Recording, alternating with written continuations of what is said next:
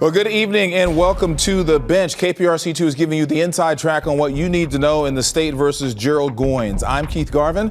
Goines is accused of being the mastermind behind the deadly Harding Street raid of January of 2019, killing Regina Nicholas, Dennis Tuttle, and their family dog. 4 officers were shot that day, and another was injured during the raid. Joining me tonight is KPRC2 investigates Mario Diaz, our embedded reporter on this trial, who has covered this case since that deadly day in 2019. And we have our prominent panel of legal experts, Angela Welton, Aaron Epley, and Letitia Quinones-Hollins. Before we get into this today, we're going to be talking about closing arguments. Letitia, you actually had a connection to this case. Explain that to us as we get started. I did. So I represented one of the officers who was originally charged with murder as a result of the offenses that occurred on Harding Street that day. Of course, those charges were subsequently dismissed against Officer Gallegos, but I was part of that defense team originally. Good. Thank you for sharing that. Yeah. All right. So today, Judge Veronica Nelson, she heard arguments from prosecutors and defense, both sides, on what the jury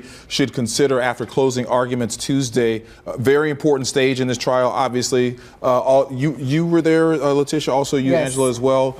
Break it down for us, please. It was interesting. I mean, just the same kind of energy was in the room today, even when the jury wasn't there. The defense definitely wanted certain things instructed to the jury and some things out, the same way for the prosecution. Judge Nelson, I thought, did a very good, calm response to both sides, requiring law and researching that quite a bit before making a lot of her rulings. In fact, at the end of the day, they were still arguing about a few things. Keith, I left the courthouse about an hour ago, and they were still inside. And Letitia, this is something that should not be taking an entire day to address, but in this case, it definitely is. In this case, it definitely is, and I'm going to tell you why. The reason is because of the causation in this case. If you remember, it was my client, Officer Gallegos, who actually shot and killed the Tuttles.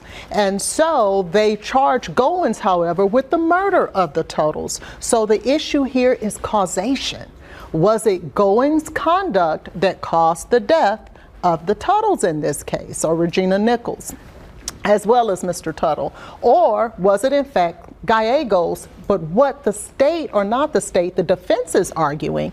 The defense is arguing that it was Mr. Tuttle who caused his own death. Right, that's correct. Because when officers came in executing this no-knock search warrant, he began to shoot at the officers. And Keith, what makes this also challenging, and you all will speak to this, is that we have never seen a case like this where you had an officer who is charged with faking a warrant, that tampering with a government record, and then charging him with the murder because a death resulted of this. I was thinking about it.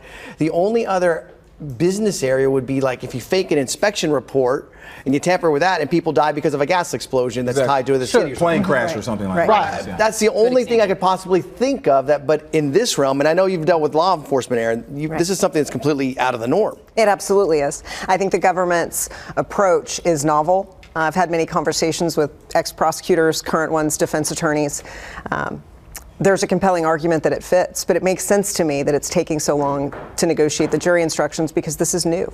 Yeah, Aaron, speaking of the jury, I want to ask you, they had the day off. They could have gone back to work. They could have just not done anything. Is that a problem? I think probably it actually works to most people's benefit. You need people paying attention, whether you're prosecution or defense. In this case, it's going to get technical. I wouldn't think it's normally that way. I think probably it would err to the benefit of the prosecution to have a break, because then the prosecution's case just gets to percolate and sit and kind of resonate with an individual. However, here I think maybe it's for the best for everyone. For everybody, okay, both sides. Yes. Keith, very quickly, I think it's important for the viewers to understand why this is such a significant day during the course of the trial. You think about it. We've been hearing evidence in this case now for over 2 weeks, okay? They wrapped up, state did their thing, defense did their thing, okay, we rest. And you expect it to actually go right away to the closing arguments and the jury. But then you have this day where you have to provide the instructions to the jury. What are we charging them with? Yeah. And why is this significant? Because this is where the appeal process starts to really be examined. And most people don't understand, I being one of them, until I really did the research on this, that today, Keith, is probably as pivotal as any other during the trial, even without the jury. Deciding what the jury is going to be able to hear. Absolutely. I would argue that today is probably the most important day, because what the jurors, they're going to get the law in this case. And the law in this case is going to decide the guilt or innocence of Mr. Goines. Right. Because what they're going to have to decipher is simply this: whether or not the act of Goines falsifying the information that went into that search warrant ultimately caused the death of the Tuttles. Or was it an intervening cause, which was Mr. Tuttle shooting at the officers as they walked into the front door? I shouldn't say walked, the no-knock warrant busting into the front door and responding the way that he did. Now, Max Sechrist argued, and I thought so eloquently and brilliantly, that they had to have this intervening cause explained to the jury, the intervening cause being what Mr. Tuttle did, because on your everyday average no-knock search warrant, the average citizen is not shooting back at the police. Good point. But Angela, as we talked about today, you want to get this right if you're Veronica Nelson, the judge, because you don't want this going back to an appeal and you're finding this case being done all over again. If the judge puts incorrect or not enough information in front of this jury, this case will be reversed. And I don't think anybody wants to see that happen, right? We want a fair trial in which the jury, Houston decides, are we going to hold a dirty cop responsible for the consequences of the death during a search warrant? This is very interesting. This is very different. But the judge gets to decide: is the jury going to decide just murder? No, she's going to decide that they can decide murder, or if they don't agree, can decide on a lesser of tampering, anything from a second degree down to potentially a Class A misdemeanor. We mentioned that warrant several times, and again, the prosecutors are saying that Goines lied to get this no-knock warrant. Mark, remind us of how we got here with this warrant and how he was able to obtain it. This whole case started over 5 years ago, and what happened, of course, was the fact that you had this 911 call that was provided to HPD. So HPD, in the early part of January of 2019, gets the 911 call. We hearing that there might be some drugs being done across the street. My daughter might be over there. So they go and they send some officers to that house. And then those officers, one being Nicole Blankenship Reeves, who did testify in this trial, began detailing on her notepad there exactly what she's seeing, but she really went out of her way on the back shot side of that page to really provide additional details. She goes back that evening and happens to tell her partner in life, who is also the supervisor of Gerald Goines. Now, remember, this is a narcotics officer taking a 911 call, a patrol officer, not going to her patrol supervisor, but going to the narcotics supervisor, which in the chain of command doesn't really work like that. You don't go, Keith, like, hey, I got a problem with the sales manager upstairs. I'm going to go talk to the general manager about that. You know, you follow the chain of command. We'd go to our news director. Same thing in any type of line of work.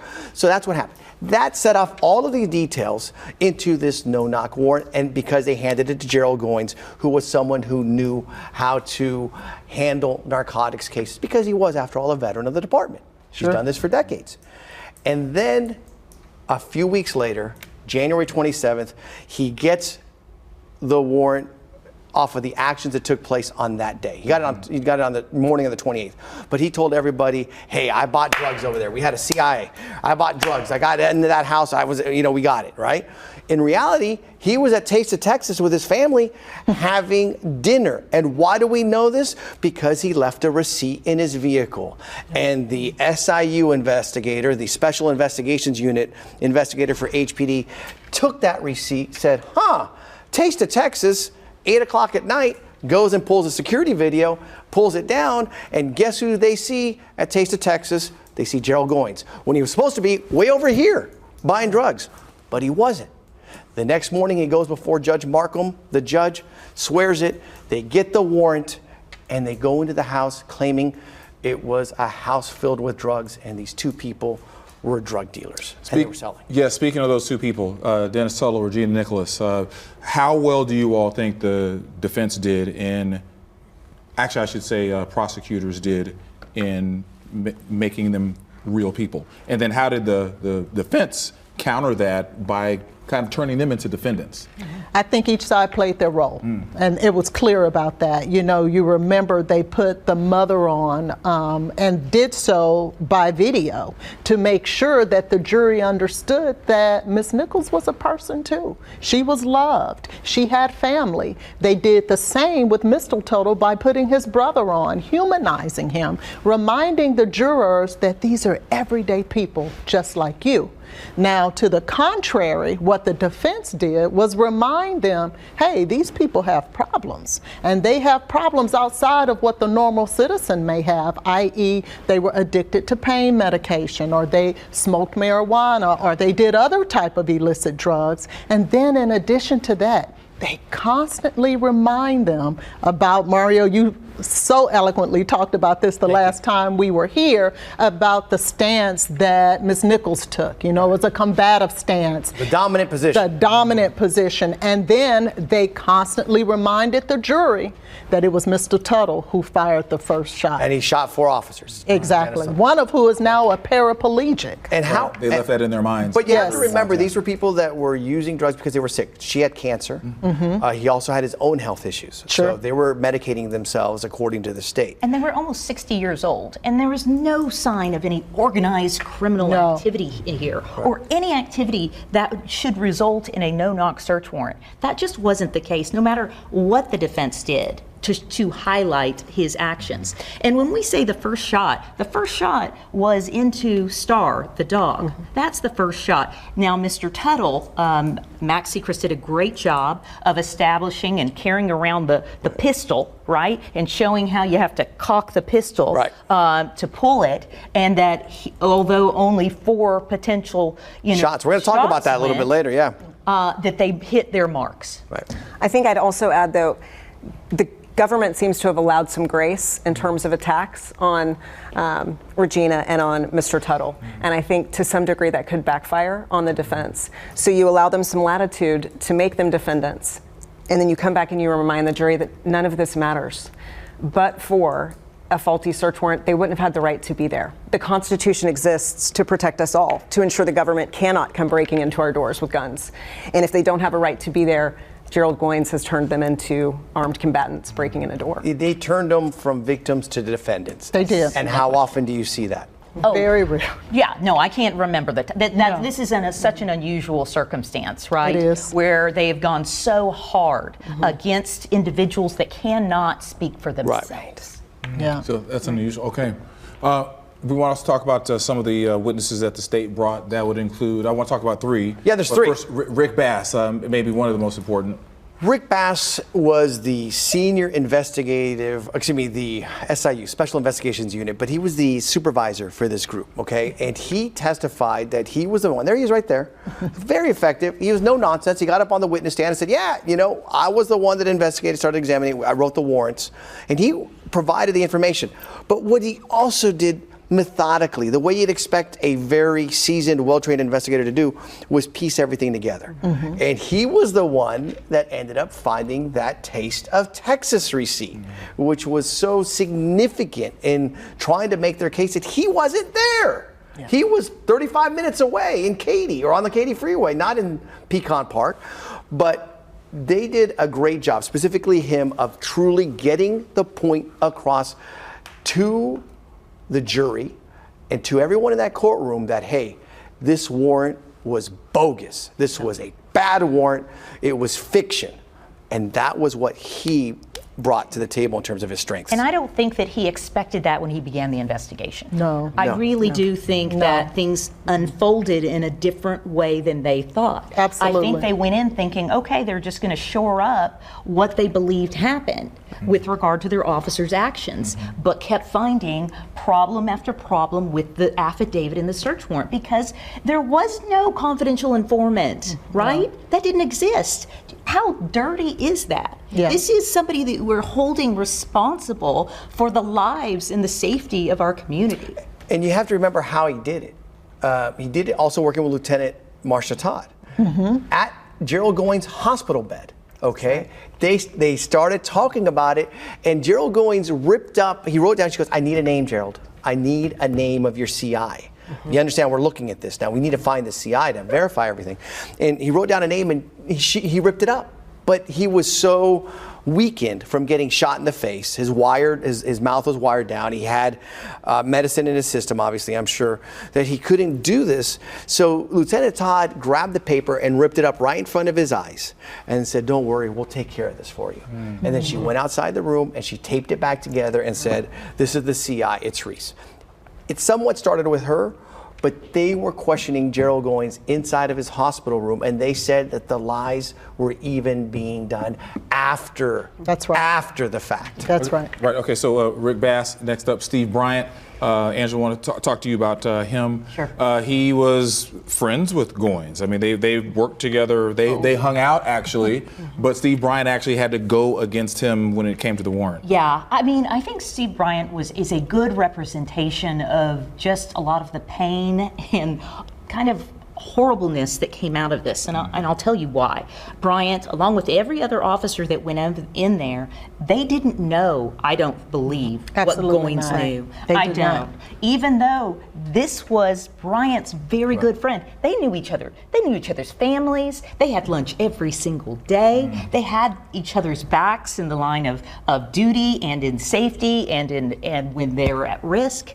And so it was very obvious that Bryant did not want to have to testify against some people that were so important in his life, but it was obviously, it did resonate, at least with me and I think with the jurors, that a lot of what he was saying was truthful because he just didn't even want to It's say it. powerful when you get a partner to testify against the former partner. 'Cause you know how close they are. Yeah. Goines put a lot of very stellar officers in some very peculiar and difficult positions. Yeah. And this is a case where you rarely see where officers have to go against another officer. You never want to do that. Officers don't want to do that. And Aaron, I know you know that firsthand, given your background with the federal as well as state level. Officers don't want to go against each other, but in this case, they had to.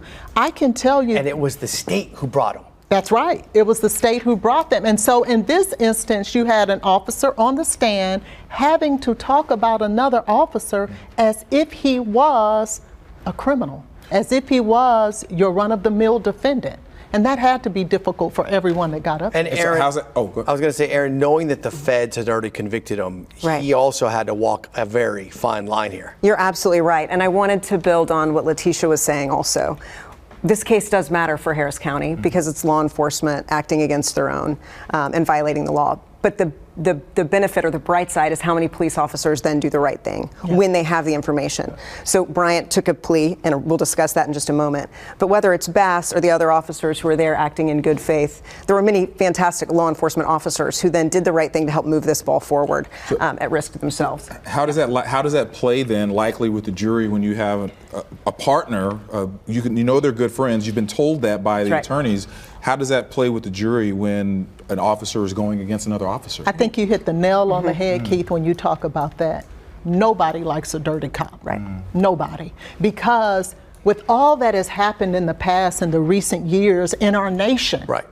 it is officers like Goines who cause these things to happen. Right. And so nobody likes that. And so you have Gallegos, my client, who finally reached the status of SWAT, who finds himself in a situation to where he's no longer employed because of Owen's actions. None of these officers are employed. Right. And then you have Lovings, Who's who was paralyzed for the rest of his life. He's a paraplegic Right, as because a of result of this faulty search warrant. Right, You know, it goes on and on and on. And the impact on the jury was not lost when officers testified about their friends being down, by their friends bleeding from the face and the neck. I mean, this was a real moment that doesn't go away. One of these that can relive over and over, a PTSD type of situation. There were so many victims in this few, I mean, what was it, 120 seconds? Right. Yeah, and you know what? It's a defense attorney's nightmare. You know, I've been a defense attorney for 26 years. It is a case like this that is a nightmare for me because how does a juror disassociate themselves with all the damage that Goines has caused. But they and to stay also focused on the law. do not know his past. No. They just know these facts. Yeah. We know that Harris County went in and said, okay, what else did he have fingerprints on? Yeah. What else was he touching here? And they went in and investigated, and they overturned some of his old cases. And we also heard in the past how he might have been connected to George Floyd originally. Yes. That's They right. made an Yeah, arrest. we did Yeah. report that. Yeah, That's right, that there right. might have been a connection that Gerald Goines had with George Floyd. I mean, if you think about that, and they said, apparently, Letitia, you might know this a lot better, that was one of the reasons he went to Minnesota. Yes, absolutely. it Because, was. so think about this. Think about this.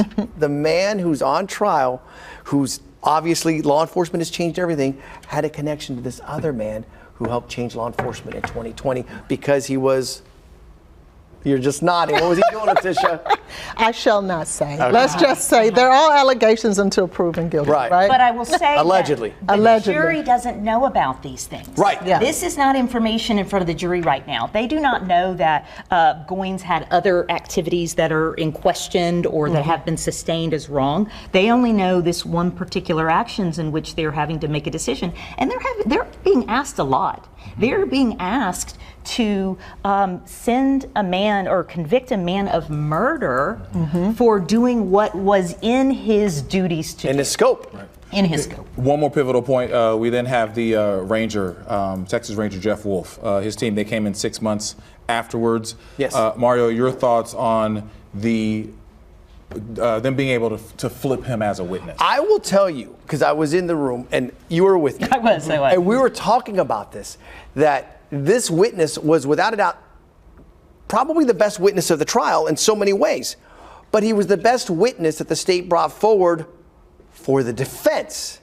And there he is right there. Lieutenant Jeff Wolf is the man right there in the center of the screen, as you can see, walking into court. I mean, he detailed everything about what they went to that house for back in July of 2019. I was there that day for the entire day, and we didn't talk then. He didn't talk much to me, obviously, because he was testifying here, but they recreated all of the trajectories, putting in the trajectory rods to see exactly what happened in this shootout.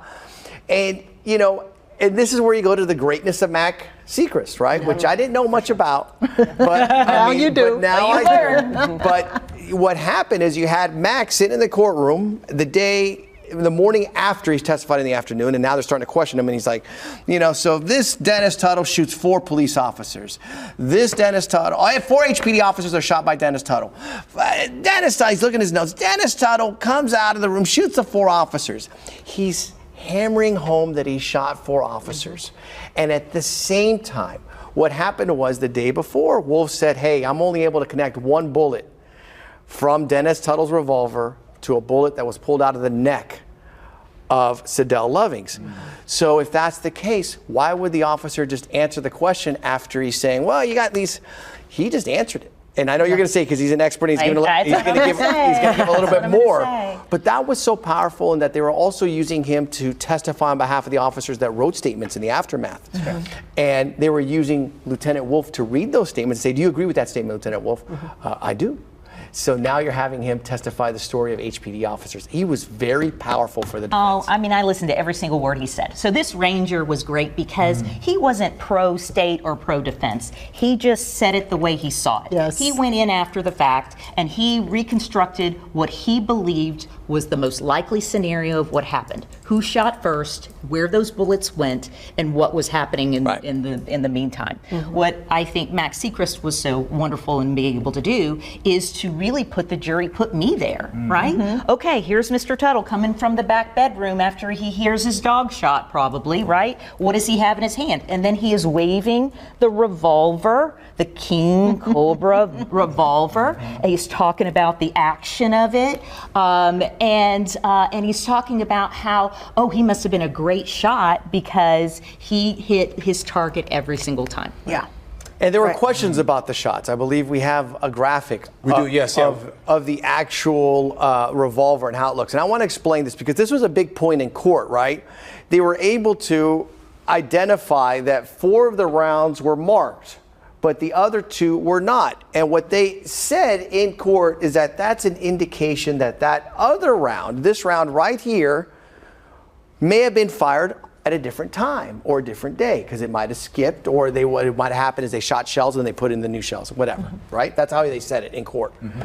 And you heard Keaton Fort, the prosecutor for the state, say, so is it possible that other round, and we talked about this, Letitia, last week, is it possible that other round was shot on a different day or a different time? And he said, yes, absolutely. But what they didn't do, and we chuckled about this, was that they didn't come back and say, so if it's possible that this round at the very top on the right was shot on a different day, well, is it possible these other 3 rounds were shot on a different day, and it was only that top round that was shot at the Harding Street house? But they didn't bring that up. They did not bring that up. Lost opportunity.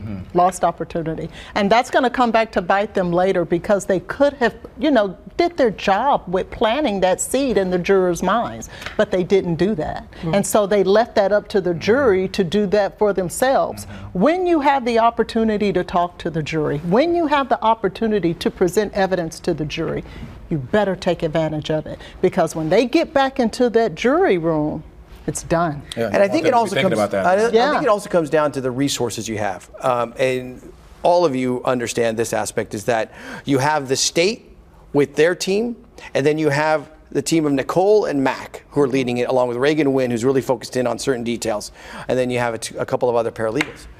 That's $1 million team. Sure. That's right. It's $1 million team. Absolutely. The state's, and I'm not saying it because of talent, I'm just saying because of salary. They're not $1 million team, they work for the state. Right. So I'm not saying because of the talent, I'm saying because of the facts. You have $1 million team with a lot of experience. They're gonna not make those lost moments. I mean, people mess up all the time, regardless of the amount of money they have and they don't. But I will say this for the prosecution. It is very important for them not to overstep, right? It is very important for them also not to say, I know every single thing that happened here, especially in this case. When in reality, I think that the trooper thought that Tuttle did fire 4 shots, regardless of whether only one could be absolutely scientifically proven as the one that came from him. I think he really But you're did saying believe. regardless if it can be, but that's the fact. It can be. And you're supposed to create that doubt. So I don't See, I disagree, and it's okay for us to disagree. I'm not trying to pick fights. Yeah, we love Angela. Of course. I'm not trying to make her pinata here. We can agree to disagree. Of course. But that's the strategic aspect of courtrooms. Yeah. That's exactly right. If there is a possibility it happened, it's my job to let you know that, and I let you decipher whether or not it did or it didn't. But if it was a possibility that it could happen, I have a duty to remind the jurors, to educate the jurors, to let them know this is a possibility. Think about it. And if you believe that it is, then that's what the facts show. Okay. I think What do you think, Aaron? Yeah, Well, I think that's before we go to exactly break, last word, yes. I know that many of us teach trial advocacy, right? And there's multiple fronts. There's what's legal, what you want to do for the judge in terms of reverence and respect for the courtroom, and then there's storytelling. And so if you foresee these issues and don't help with a narrative, you're failing at your job. And if you don't foresee them at all, that's an even bigger problem. Sure. And so I think that's part of what is failing to be capitalized on. Okay, can you believe we've only just begun? My goodness, we have a lot more to get to, including what closing arguments will look like tomorrow. Does Gerald Goines go to prison? If so, how long? Those answers on the bench after the break. All right, welcome back to the bench, where we are taking you inside the trial of Gerald Goines, a former Houston police narcotics officer accused of lying to get a no-knock search warrant and the deaths of Regina Nicholas and Dennis Tullo. We were just remarking, maybe people at home as well, it can be a little difficult to keep both sides, know which is which, because we have an officer who's on trial, and typically when you think prosecution and defense, you think the officer is going to be on the prosecution side, but that's not the case here. It's not the case. Yeah, That's prosecutors, cops usually testify. Right, Yes. exactly. They don't find For the themselves- prosecution. For the prosecution. Right. And that's what makes these types of trials difficult, which we discussed beforehand. How is it difficult? How is it different when you have a cop as a defendant? I guess it's very similar to having a celebrity as a defendant. Very similar, point. I think. Yes, because they already have this built-in notoriety or this built-in Trust? trust. Affection. Yeah. Just respect and trust. Yeah. Just Well, automatically. depending on who you ask. Yes. And that's fair too. Right. Post 2020. Fair Yeah. too. Post May of The- 2020 in George. These days, we are our eyes are a little bit open that people are people, and that everybody can be, righteous or not Right. righteous in their actions. But we still hold them. I still hold them in a high regard with regard to my expectations. And here we had officers that had to testify against their friends, their coworkers, their people, and you could tell how difficult that was for them. And a lot of times, it was almost a hostile type of witness situation for the state because they didn't enjoy being there, and some of them may not have agreed to the level in which he has been charged. Right. Okay, want to go to, absolutely. I want to go to day 2 of the trial. The first big name showed up was Kim Ogg, district attorney.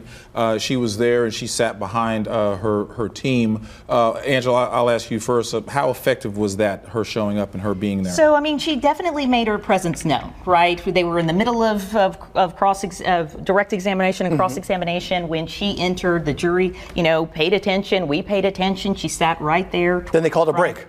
And There was a break. She didn't get that much time in there. Oh, probably 2 minutes. Yeah, and they called a that break. She was there.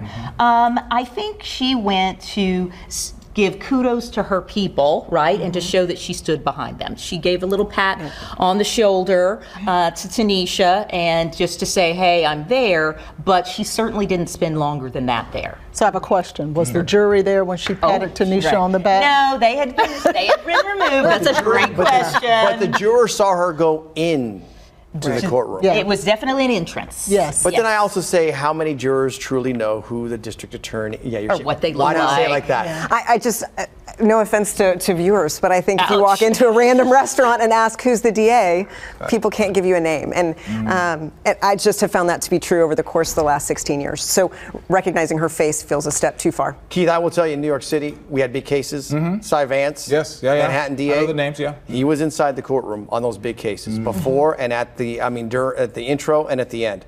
Same thing with the U.S. Attorney's Office.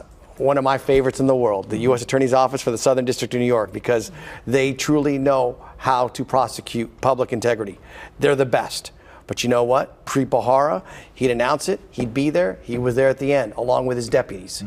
They wanted to send a message. Sure. This is our team. This is our murderer's row. Don't take us on. Yeah. That's what they wanted to do. And here, you don't see it that much. You kind of see like, hey, how you doing? I'm here. I just want to say, you didn't have the entire office come in and say, we're here in force. We're supporting these We're guys. supporting you. Yeah. Okay. Another name that came up was former Houston Police Chief Art Acevedo. He also ended up kind of inserting himself in the trial as well. No, you want to talk about a particular tweet. Well, but I want to say that we also had the discussion that he might be subpoenaed. Right. Because of what came forth. The fact that you guys are immediately nodding your head because he was caught on video camera saying that, still you just kind of like shake thinking about this because he talks so much about transparency and he highlighted this policy, but you see him 43 minutes after the raid goes down. Officer has his body cam on and you clearly see him, hey, turn off your body cam now. He orders him to turn it down. So Acevedo calls us out when we actually do this. He goes to Twitter and he says, hey, KPRC, we know that KPRC2 Mario often engages in sensationalism and lacks journalistic integrity. However, we notice that this behavior continues to go unchecked. Let me share that the Houston Police Department's policy below, although it may not fit the narrative often presented by the king of bias. And he's saying that about me. It's okay, it happens. Good to be king, huh? No. Not always. But here's what happened. And I want to show that if we can. You guys want to show the shot with them laughing. Okay? Can you go back to the graphic real fast? Because I want to really highlight this one point here. Thank you so very much. If you look down where it's highlighted, and Acevedo highlighted it very quickly, very quickly, because obviously he wanted to get a point up across. It said, approved by a supervisor on extended scenes. Extended scenes do not include scenes that have ongoing activity with suspects or when the scene is not fully contained and under control. So he said that, you know what, Mario? I was able to order my officers to turn off the camera because that scene was extended. It was under control. You're shaking. Everybody. Okay, listen, I'm going to tell you right now. HPOU, the union president said, I don't know why he would say that. That was a very hot scene. During the trial, they were talking about how SWAT was still coming in.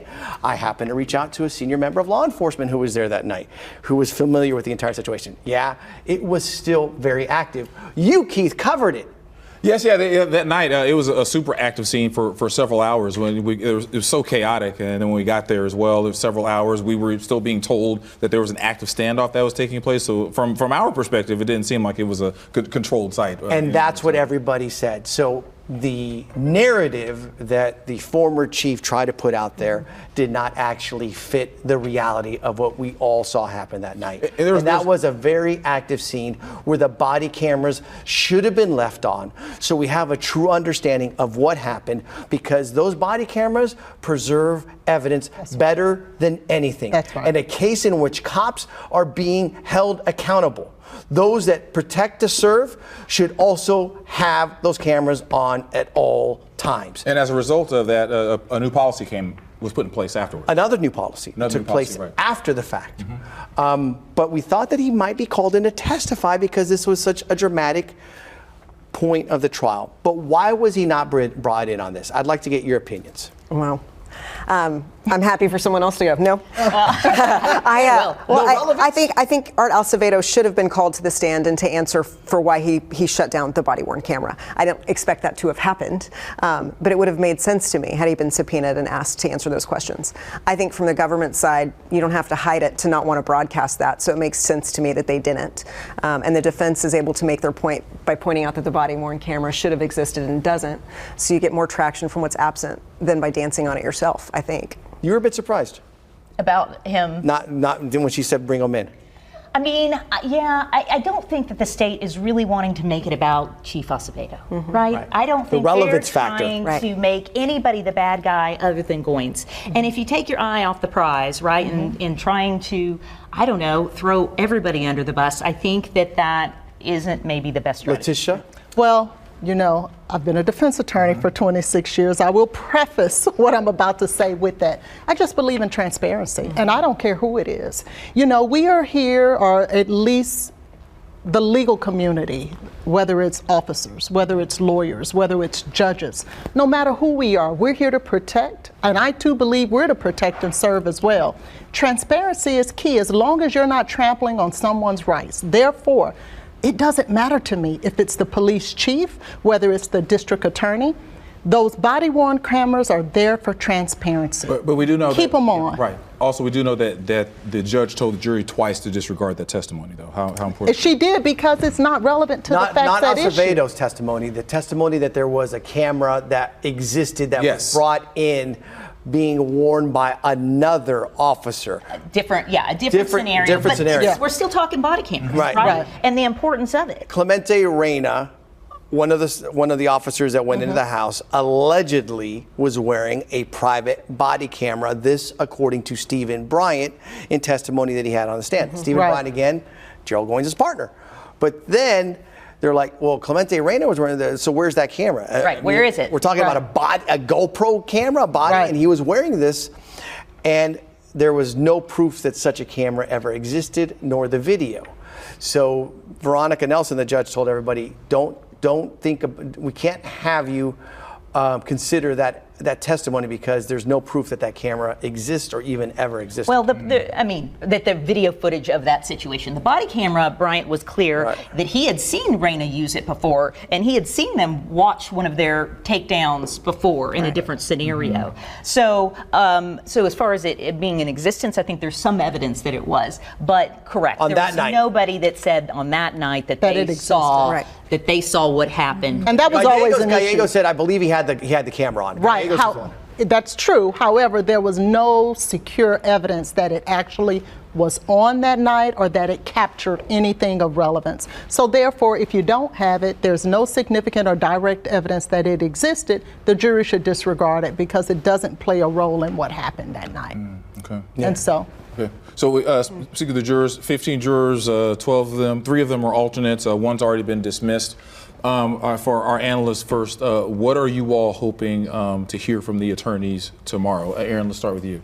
I think a couple of things. The government needs to do some work in order to clean things up, right? And so you need to back away from the fact that the defense has made it sound like the Tuttles or Regina and Mr. Tuttle have invited this, or they intervened, or they caused it in any way, and do a really good job of reminding all of the jurors, that it doesn't matter who pulled a gun first, it doesn't matter who shot first. It can be egregious if it was the government, it can be egregious if it was Mr. Tuttle, but under no circumstances would any of those armed officers have been in that house to begin with if not for this search warrant.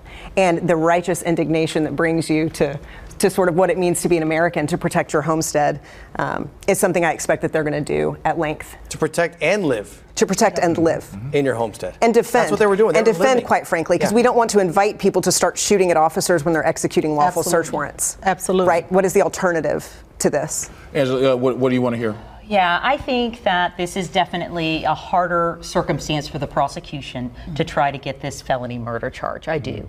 I think they will definitely have to try to convince the jury that when Goines acting with his lies and falsity in the search warrant or the affidavit to get said search warrant, when he then executed that, meaning he got this group of task force people to plan to bust in this house, when he did that, when he executed that warrant, that he in essence executed these individuals in the home.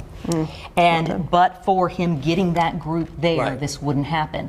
But it's still a hard thing. On the defense side, I think that I expect that they are going to say, hey guys, this no-knock search warrant is something that a lot of officers and the state stood behind. Right. This is the state, the ones prosecuting from this, has allowed for this type of activity to go on for years and years. And so now we're going to say that you, officer, because you were executing that search warrant, that you're responsible for every single thing. Right. Typically, police officers have some immunity with regard to these things. And now, for the first time that I know about, that we are actually prosecuting him for a tampering/death in the house. So I expect to hear about that. Letitia, you? Yeah, I think the state is going to have to do one thing, and that is to marry the law, as I stated before, with the facts in this case. And that is when Goines falsified the affidavit to go into this search warrant and caused SWAT, armed with machine guns, with artillery, to bust inside of someone's home without knocking. And, you know, they announced themselves, but without knocking. Right. He created an act that was clearly dangerous to human life, period. Just think about it. And that's all the prosecution has to focus on, is to tell the jurors, imagine in your mind 4 people busting into your home with guns and yelling and screaming, and you're none the wiser about anything what's going on. That in and of itself is an act clearly dangerous to human life. And when you do something like that, you don't know what is going to happen as a result of that. And that should be enough. That's the story that the prosecution has to tell. But then the defense has to flip it and say, oh, that sounds great and that sounds fairy tale-ish. However, no-knock search warrants are executed every day across the country. And probably less than 5% are the people who are inside the house shooting at police officers as they come through the door. And when Mr. Tuttle opened fire on those police officers, he changed the game. And that's the intervening cause that then exonerates Goines from the murder charge, but doesn't exonerate him from tampering with a government. How long do we expect closing arguments to go?